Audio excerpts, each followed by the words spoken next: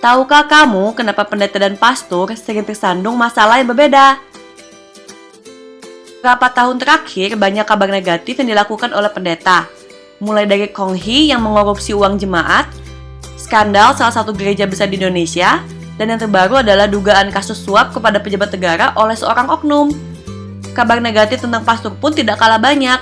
Joseph Wesolowski, Gerald Ruisdael, Eric D. Jagger, Lawrence Soper adalah beberapa contohnya.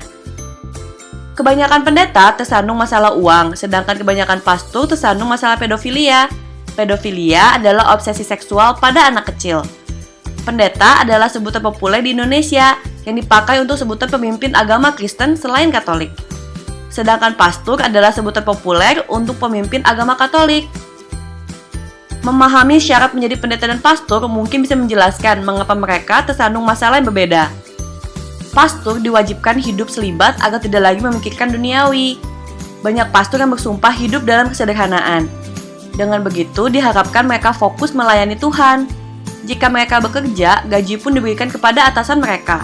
Jika tidak bekerja, kehidupan mereka bergantung pada belas kasihan umat, tapi tanpa paksaan. Jika ada pastor terlihat memakai mobil mewah, makan enak, memakai ponsel mahal, biasanya itu semua milik gereja. Banyak pastor tidak sanggup menahan hasrat duniawi. Mungkin karena lebih sulit mengkorupsi uang, terjadilah pelecehan seksual. Alasan pasti kenapa mereka memilih anak-anak tidak diketahui hingga kini. Aturan tersebut tidak berlaku pada pendeta. Pendeta boleh menikah dan punya anak. Mereka juga boleh menimbun harta dan berbisnis. Bahkan pada aliran karismatik diterapkan konsep teologi kemakmuran.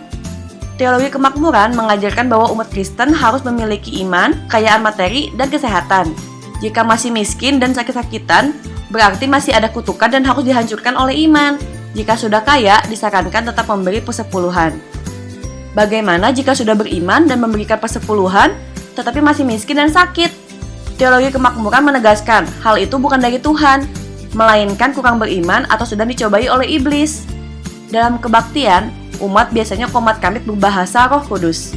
Menurut para penganut, itu adalah sebuah tanda mereka diberkati Tuhan. Jumlah penganut Kristen karismatik di Indonesia sangat banyak. Teologi kemakmuran identik dengan kekayaan. Mungkin karena sudah punya istri dan juga boleh menimbun harta hasil berbisnis, pendeta jangan tersandung kasus pedofilia. Perlu diingat, tidak semua pendeta atau pastor buruk, tetapi tidak semua juga sempurna. Mereka manusia biasa yang tidak luput dari kesalahan. Gereja Katolik pun tidak luput dari kesalahan.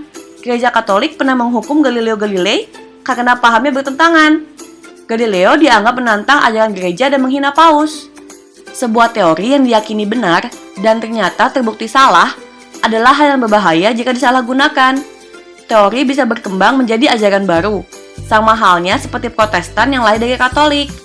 Semua ini hanyalah kemungkinan penyebabnya. Alasan pastinya masih belum diketahui dengan jelas. Nah, menurut kamu bagaimana?